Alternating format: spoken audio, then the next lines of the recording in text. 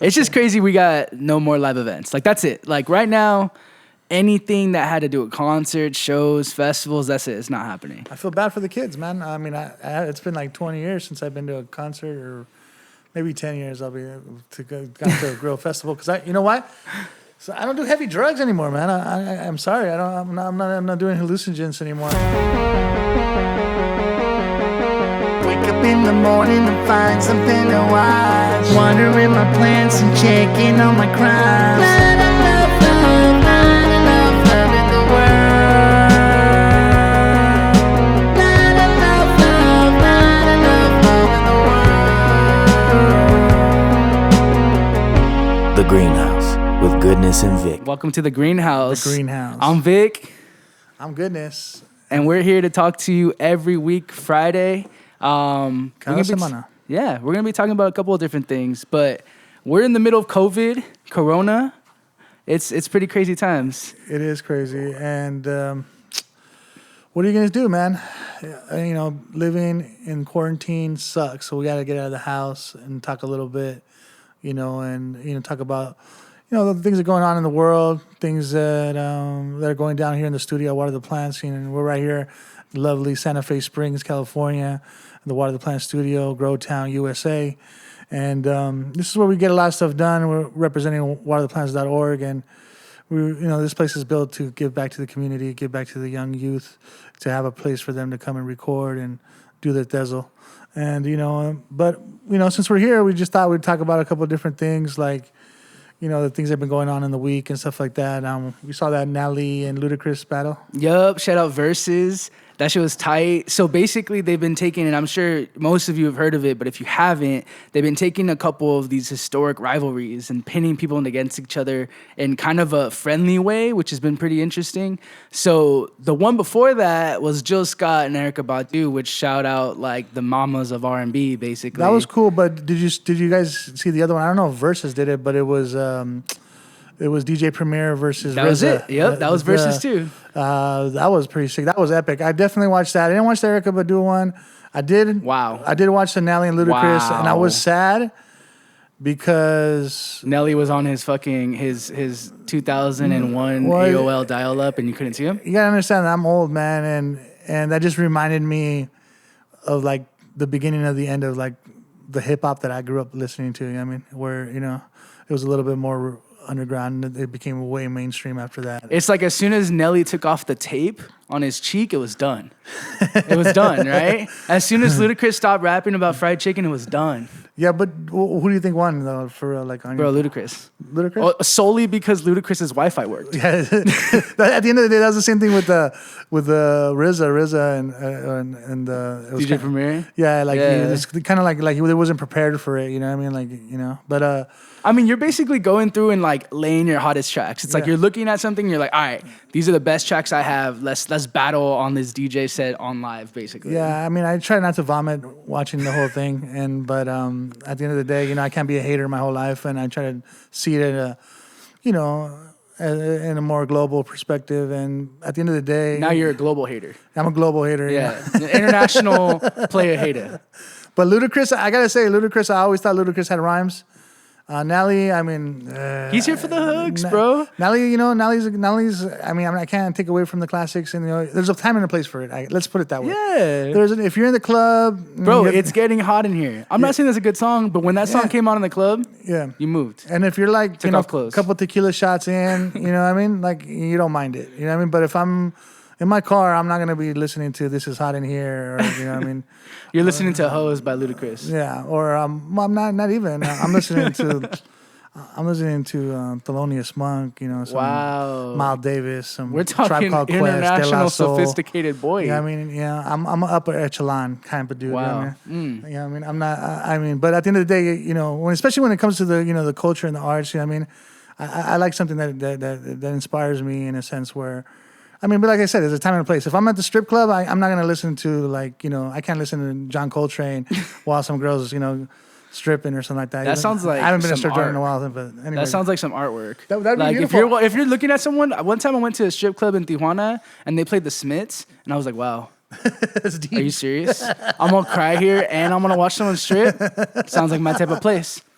You best believe I was there for a while too. Morrissey is just like, A boy with a thorn in his side, and it's just like, quítale tu ropa and everything. It was weird, yeah, but it was hip. great. But she wanted the DJ to play that because she had a little bit more of a taste in the music. You know? She knew. She was like, knew I don't want the Usher. Yeah. You know, I don't want the Nelly. I want Morrissey. Yeah, exactly. So, all right. So we both agree Ludacris won that one. Yeah, Ludacris won that one for He sure. smashed. He Yeah. smashed. Sorry, Nelly. I mean, no offense to Nelly. I mean, Nelly has some hits and everything, but come on, dude. If we go down the list, you know, Ludacris, you know, he rapped with a lot of more, like, you know, he featured or had people feature on his album that were a little bit more efficient in autos. You know what I mean? For sure. I think so. What did you think? I mean, and at the end of the day, I mean, he was passing the torch was passed to him from I think like Outkast and you know and Goody Mob and all those guys in the Atlanta scene. So I mean I think lyrics is very important in the Atlanta scene. I think and as a verse, you know, an MC styling versus type of person. I don't know if even that's a word, but I think Ludacris hands down is a better MC all the way across the board. Wait. Street fight. Who wins? Oh, definitely Nelly. I think Nelly was looking swole. Well, you know, the issue is Nelly looks like he was beat up all the time. Yeah, exactly, because he was cute. Like some guys that are too cute, they always get beat up by like bullies and stuff like that. Because they're too cute. But that's like, damn, you're too cute, boy. But at the same time, now he looks like he'd be doing burpees all day. Like he's got that prison built. You know what I mean? Like I don't know, man. I think Ludacris is scrappy, bro. Think so? Ludacris is like Scrappy Doo. You know, like so? like Scooby Doo, Scrappy Doo. I think Ludacris is more of a funny guy, so I think he would be able to like make people laugh. He'd hurt you. Yeah, like not only that, like he would just like make you laugh instead of make you want to fight him. You know what I mean? And then you walk away confused. Yeah, You're just exactly. like, damn, that was so funny. What so were we witty. here for again? He's very witty. I think Ludacris has a good sense of humor, and he's pretty funny. I think at the end of the day, hands down, we all agree Ludacris won that one, right? Yeah, for sure, most definitely. Well, we're in quarantine now. We're all online. We're trying to figure out what to do with our times. Hopefully, you're spending your time with us because this is the best place to spend your time. Yeah. But what have you been up to? What have you been watching? What's been kind of your entertainment during quarantine? Man, I think I watched everything. But I mean, highlights, man, you can laugh at me, but the life story of Luis Miguel, gotta watch that. What? Where's that? It's on Netflix. Gotta watch that. It's hilarious. No way. I've been watching the Dave, the little Dicky show. It's on Hulu. Yep. That's a good one. That's pretty good. Yeah. I saw all the episodes on that. You know, Ozark. I saw that was back, but I never got into Ozark. I caught up with it a little bit. Okay. What else did I see? Just all the documentaries that you see out there, all the music ones I never got to watch. But definitely a lot of, you know, old sitcoms, you know, like Dope. Like my son likes watching Full House with me. We watch the old reruns and Family Matters and turn off that shit on the set, man. What the fuck was that? Someone's getting fired. What about you? Come on, tell me what's. I've been watching hella of The Last Dance. So that documentary. Oh yeah, of The Last Jordan, Dance. Oh yeah, I've been watching so much of The Last Dance. I basically would prep my whole week to watch The Last Dance on Sunday, and then Monday read all of the recaps of The Last Dance, and then Tuesday through Saturday listen to a bunch of different podcasts that talk about The Last Dance. So okay, all right. You're a younger cat. I mean, I grew up. I'm in that era. You know, I was graduating from high school when he was kind of ending his career. So what do you think about Michael Jordan now after watching that? I think that fool, if that fool would have went to therapy, he would have never been an amazing basketball player ever. He was obviously talented, obviously had all the skill set. Yeah, for sure, 100%. But it was his determination to be the best and want to beat anyone that got him as far as he did.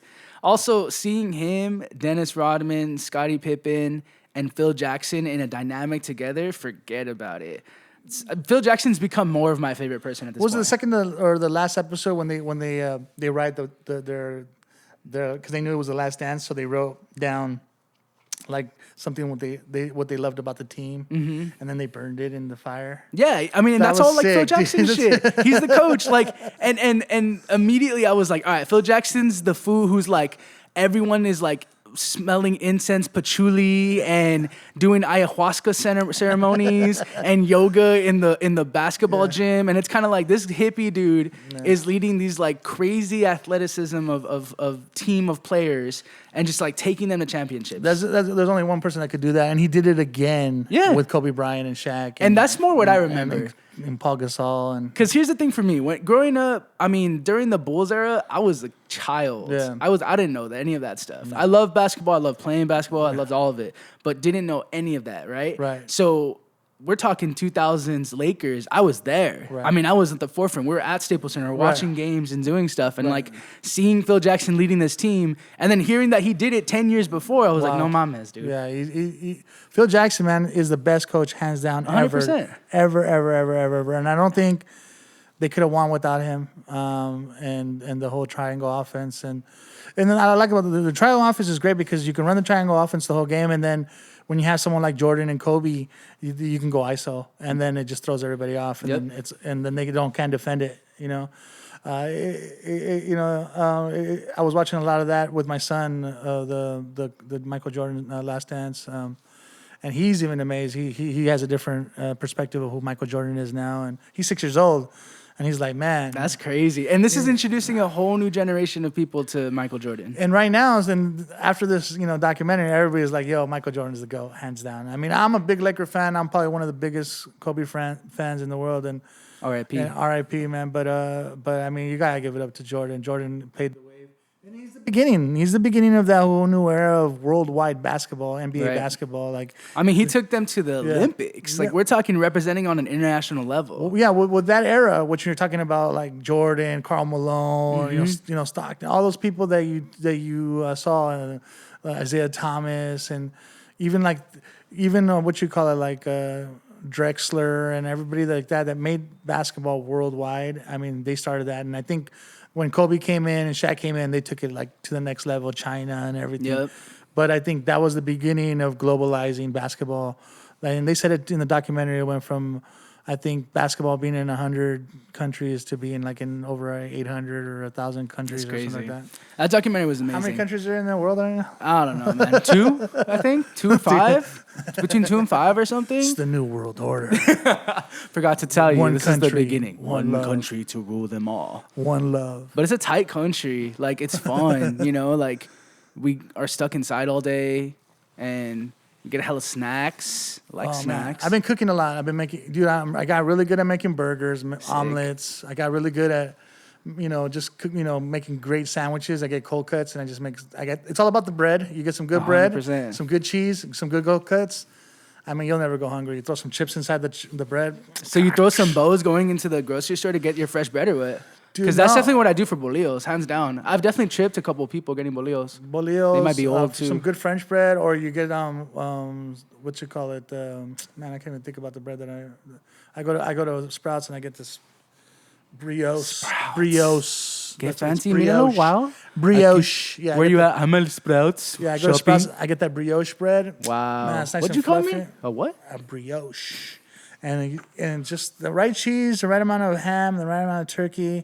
Put some chips in there, some mustard. You're ready to rock, bro. Man, I mean, one thing that I have been doing other than cooking is I actually did get into yoga over quarantine. Yeah, I'm trying to be less torta and be more cubano, you know?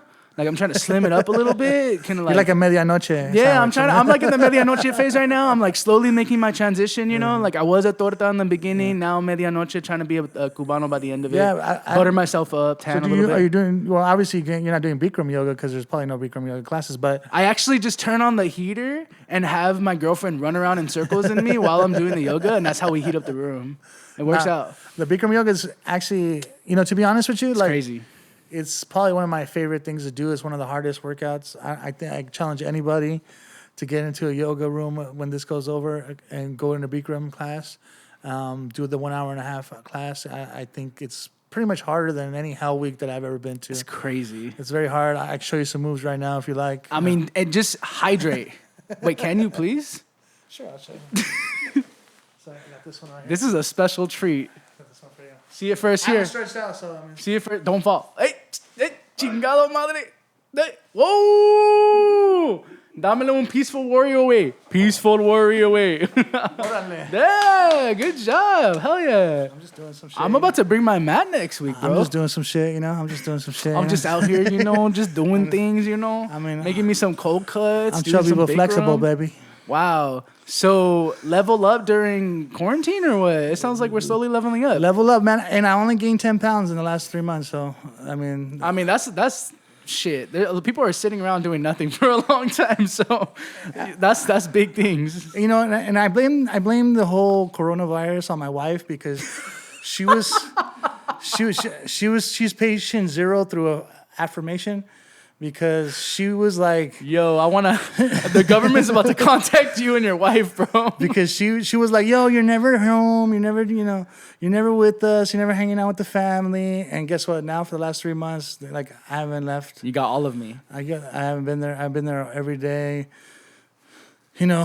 Cooking, doing everything I gotta do to make sure everybody's happy. But more family time. That's everything. That's the most more important. time. Like I feel like I've been working more during this time, but I'm with my people still. And when I'm spending time, I'm actively spending time. It was fun. You know what I mean? It's been fun. The more important part. It was fun with my son, man. We play video games. I help him with his work. My wife helps him with his schoolwork, and we go outside, play a little bit of baseball, throw catch. It's been good. It hasn't been all bad. I actually, at the end of the day, I'm just trying to enjoy the family time as much as I can. Yep. Really Take bask in it.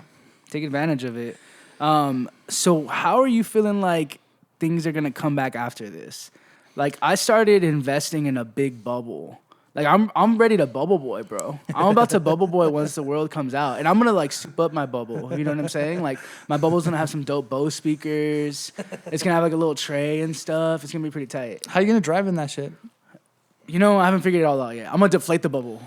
Yeah, and then suffocate in the bubble because I didn't think about the fact that that's probably going to be a problem I run into. Well, maybe just throw you in the back of a pickup truck or something and have a driver. I actually don't drive anymore. I just roll places. So if I get like enough of a head start, like I'm over in like Echo Park. So if I just launch off of a hill enough, like we're talking, if I'm not full Cubano by then, the torta's going to kick in and it's just going to get enough momentum to roll down. You know what I'm saying? Yeah. Well, I can see some obstacles with that one, but I mean... It's a work in progress. It's a work in progress, But yeah, I've been seeing like some of these crazy videos too, like when grandma's coming over to people's houses and like having to like hug people through plastic bags and stuff like that. That's crazy. Oh man, that's heartbreaking, and I gotta give it up to the people that are out there working in the restaurants and working in the all the frontline workers, and all the frontline workers are putting in all the. They're risking their lives, just to make sure that everybody's happy and safe and fed and it's sad, man. It's really crazy. Not to be a downer and everything like that because this show is really about love and positivity and stuff like that. But we got to make sure that everybody knows that it's real and we got to give it up to the people that deserve love, and I want to share love to them and give them love and just tell them that I say thank you. Thank you straight up from Water the Plants that. That we love you for doing what you do and being, strong and having the courage to take care of us. You know what I mean? So that we can be with our families doing our thing, taking care of stuff. I think that's super important. I think that's super important knowledge for sure. Yeah. I mean, it's crazy times, but that doesn't mean it's got to be the most negative thing in all of this, right? There's a lot of good things to potentially come out of this. Do I know all of them? No. But I think that we're kind of seeing just from our conversation that's we're seeing some aftermath of that. Did you see any movies, like any old movies that you haven't seen in quarantine? Oh man, old movies I haven't seen or old movies I haven't seen in a while? Well, both. Let me see. I just watched Night at the Roxbury for the first time again, and let me tell you, bro, just like I just relate, I identify. You know what I mean? Like there was so that movie defined so much of my childhood. And he said I relate. I relate. I do. I do, and I 100% don't at all. But like, your pops used to work in a flower shop, and then I wanted to get married to the person who owned the what was it? The other shop next door. Yeah. It was just it's. And my girlfriend hadn't seen it, so we were watching it. And I'm like, I can't believe you haven't seen this. And I'm over here just like sitting down, hella focused, just like reciting every quote, like, oh, Richard Grieco, like Emilio, and just all this stuff. And just thinking, like, this movie's hilarious. And all of those movies are on that time. Like, Will Ferrell really had a good run. Yeah, man. It's the best. Will Ferrell has the best character in Eastbound and Down. Was his name Schaefer? Yep. Oh, my God. That character is hilarious. When he has that Ric Flair hair, and he's like, I can feel it in my plums. It's just the best. Will Ferrell's the man, dude. You gotta give it up to that guy, man. Will Ferrell, Jim Carrey. There's just all that era is amazing. So, what's the one thing you're excited to do once the world opens up again? Man, dude, go to a restaurant and like eat some good food and that, make some sushi. Like, I really want to go to a real good sushi spot. Like, go to the one where I took you, that Otoro. Yep. Oh my God, dude. That would be me and my son. That would be my number one thing. Me and my son go to Otoro, sit down, have some good sushi. Damn, your son's tearing up sushi at 6? Oh, bro, shoot, man. He goes, bomb. Bomb. Damn, relatable. I identify with your son as well. Bomb. Dude, I didn't even have sushi till I was like 21. My son has a refined palate. Like just superior palate. He's got a superior palate. He goes, and he critiques it too. Like he goes, Como así también? He goes, I like the texture. He goes, he'll say texture. He's amazing, bro. Like the way I like music, he has the same kind of like inspiration. Like he has the same love for food. Nice. Every time I make him food, I love making him food because he'll tell me, Dad, bomb. He goes, 10. You got a 10. He goes, I love making food. And that's what food is like. If you put a little bit of love with it, that goes a long way. And that's why I like going to that sushi spot because, at the end of the day, it's still tuna, but the way they make it, the way they prepare it, oh my God, every bite is amazing. I can't wait to go there.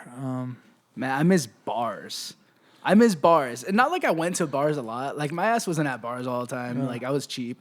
But the last bar I went to was the week of we went into quarantine because my birthday was on that Monday, and then that weekend we went into quarantine, and boom, I haven't been to a bar since. What bars do you go to?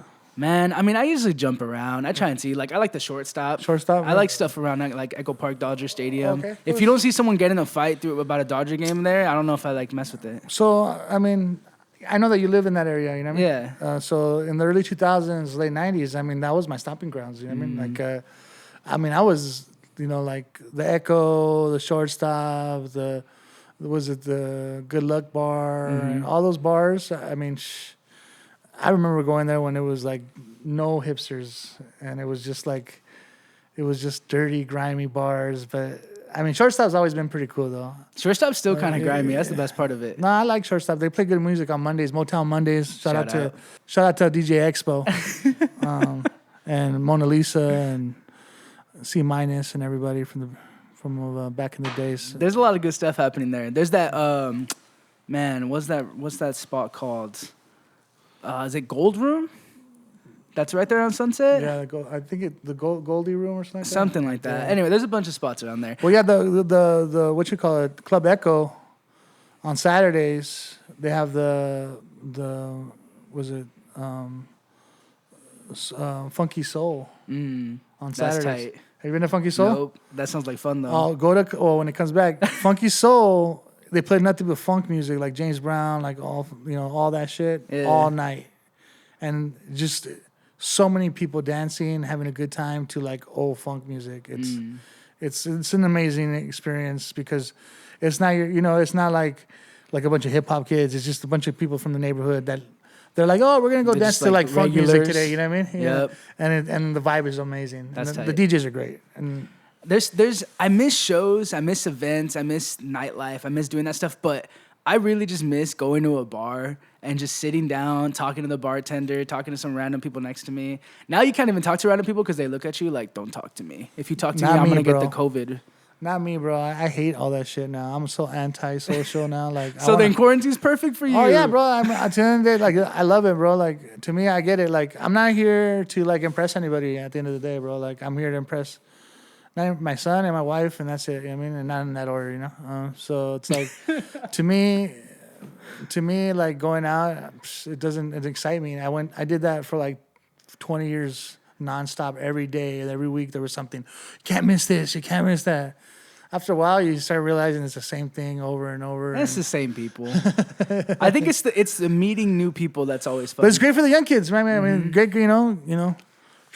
But like, when you go into like your neighborhood kind of like dive bar or whatever, and you're there, and you talk to this viejo who's there every time, and you run into this crazy story, and you find out he did all this stuff. Like, I miss that. I miss those crazy encounters where you're like, man, that's wild. Like, that's a cool story I can tell to someone someday. You know what I mean? Yeah. That's cool.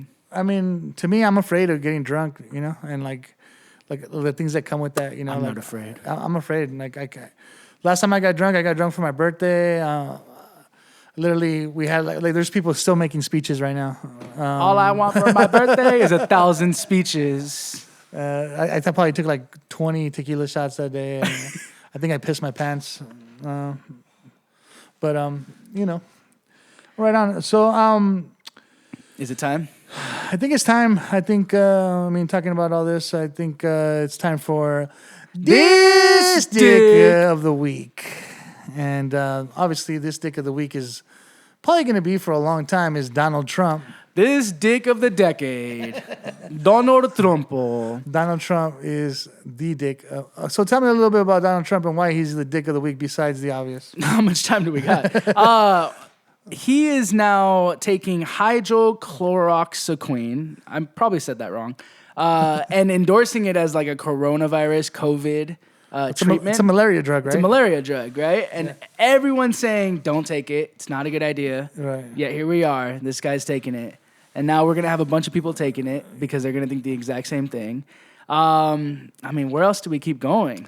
Has no idea how to handle any of this in the midst of a pandemic. Do you feel confident in your president?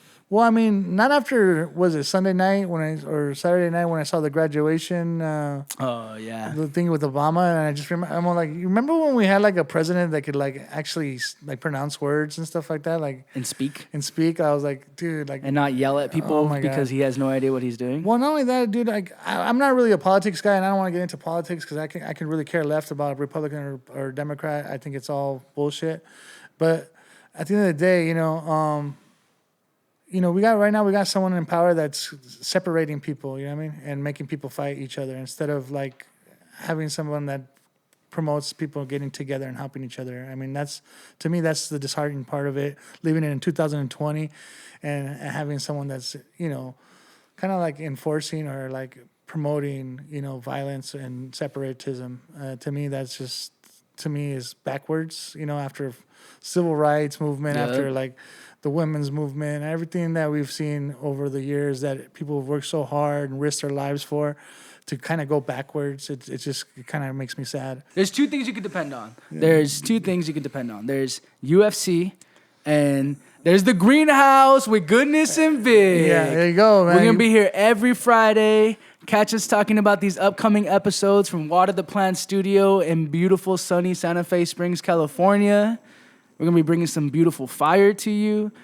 In a couple of weeks, we're going to be rolling out some new content. We got a Shot in the Dark. Tell us what a Shot in the Dark is. Well, Shot in the Dark is an intimate performance by an artist that's shot in the dark with one spotlight.